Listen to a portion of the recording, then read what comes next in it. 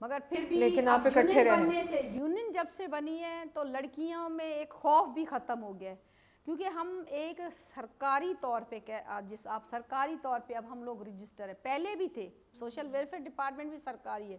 مگر وہ لیبر سے ہٹ کے تھی, وہ سوشل تھا, یعنی ہمدردی کے لیے تھا. اب ہم خود ایک یونین ہے. ہاں, اب اسی حوالے سے دیکھیں ایک اور جو بہت اہم کام آج کل آپ لوگ کر رہے ہیں جو ہے وہ آپ کا سروس اسٹرکچر. ہاں بالکل, تھوڑا پہلے آپ اس پہ بات کریں, پھر میں کرامہ صاحب سے ریکویسٹ کروں گی کہ وہ ہمیں یہ بتائیں کہ فیوچر میں آپ کو یونین کے طور پہ کیسے چلنا ہے. آپ کو یاد ہے کہ سر سے ہم نے ریکویسٹ کی تھی کہ سر ہم سروس اسٹرکچر بنانا چاہتے ہیں, کیونکہ گورنمنٹ نے تو ہمیں پرسنٹیج پہ دے دیا ہے جو کہ سراسر ہمارے خلاف ہے, کیونکہ 18 سال کی سروس اس میں ہماری کاؤنٹ نہیں ہو رہی.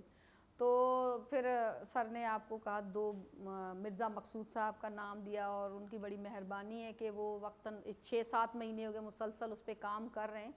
اور پچھلے دنوں 18 تاریخ کو انہوں نے وہ سروس اسٹرکچر پیش بھی کیا, جس میں ابھی بھی کافی گنجائش ہے. اور میں سندھ گورنمنٹ کو پھر ایک دفعہ کریڈٹ یہ دوں گی کہ سندھ گورنمنٹ نے ایک اور پالیسی پہ بھی سائن کیا ہے کہ جو میٹرک ہے کم از کم اس کو 7 یا 9 گریڈ دیا جائے, اور جو گریجویٹ پوسٹ گریجویٹ ہیں ان کو 14 گریڈ دیا جائے, جو کہ ہمارے فیور میں آ رہا ہے. اور ظاہر ہے جب ہمارا سروس اسٹرکچر نہیں ہوگا تو اب جیسے 3 لڑکیاں میری, ان کو اٹیک ہو گیا اور ان کی ڈیتھ ہو گئی, کیونکہ نہ آپ کو پینشن ملے 25 سال جاب کے بعد, نہ آپ کو ریٹائرمنٹ ہی ملے, اور آپ ضرورت مند بھی ہوں, بیوہ ہوں, یا آپ کے گھر میں ابھی بہت سے مسئلے مسائل ہیں اور آپ کرائے پہ رہتے ہوں, آپ کے بچے تعلیم حاصل کر رہے ہوں, اور خالی ہاتھ اس کو کہا جائے بی بی آپ 60 سال کی ہو گئے گھر چلی جائے. تو یہ سروس اسٹرکچر بننے سے کم از کم یہ ہوگا جو ہماری پچھلی 18 سال کی سروس کاؤنٹ ہوگی, تو ظاہر 10 سال کے بعد تو پینشن شروع ہوتی ہے, وہ ہمارے فیور میں جائے گا. تو اس وقت جو ہمارا برن ایشو جو چل رہا ہے وہ یہی ہے سروس اسٹرکچر کا, جس میں کرامت صاحب اور مرزا مقصود صاحب اور آپ جو ہیں. اچھا, میں اس میں آپ کو بتاؤں کہ ہم لوگ تو جو کر رہے ہیں, لیکن لیبر ڈپارٹمنٹ جس کو ہم لوگ بہت تنقید کرتے ہیں اور ہمیں کرنی بھی چاہیے, وہ ان کے کام اس طرح کے ہیں, لیکن انہی کے اندر کچھ ایسے لوگ بھی ہیں جن کو واقعی مزدوروں سے کوئی ہمدردی ہے,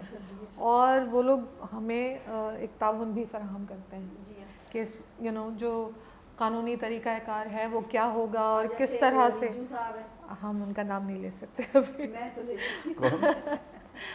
ایک ریجو آپ کو جو لا آفیسر ہے ان کا, وہ آج کل کمپنسیشن کمشنر بھی ہے, اور یہاں یہ جو زینب مارکیٹ ہے نا وہ یہاں بیٹھتا ہے. ایک لالا اصغر پٹھان ہے. یہ زیادہ تر نوجوان لوگ ہیں, پرانے لوگ نہیں, لیکن زیادہ تر جو نوجوان ہیں اور جن کا کوئی لیگل بیک گراؤنڈ بھی ہے, تو وہ بھی ہماری اس حوالے سے کافی مدد کر رہے ہیں. ابھی جو اس دن اسٹرکچر پیش کیا گیا تھا اس کو ریجو نے کافی ریویو کیا تھا, اور اس میں کافی تجاویز اس نے ایڈ کی تھیں کہ جس طرح سے باقی سرکاری ملازمین کو سہولیات حاصل ہیں وہ آپ کو بھی حاصل ہوں گی. ہم لوگوں کا اس میں صرف کنٹریبیوشن میرے خیال ہے یہ رہا ہے کہ ایک سروس اسٹرکچر تو آپ کے ایسٹا کوڈ وغیرہ میں ہوتا ہے, کہ ان کا جو کام ہے وہ ایک مختلف نوعیت کا کام ہے, کہ آپ لوگ فیلڈ ورکر بھی ہیں, اور آپ جو آپ کی جاب ہے اس کی نوعیت مختلف ہے, تو اس کے مطابق آپ کو کافی ساری جو سہولیات ہیں وہ ملیں. تو اس میں بالکل مرزا مقصود صاحب کا رول ہے, ریجو صاحب کا رول ہے, اور جب ہم اس کو ایک شکل میں بنا لیں گے مکمل طور پہ تو پھر ہم کرامت صاحب کے ساتھ بھی اس کو ڈسکس کریں گے. ہمارے کچھ اور ساتھی تھے,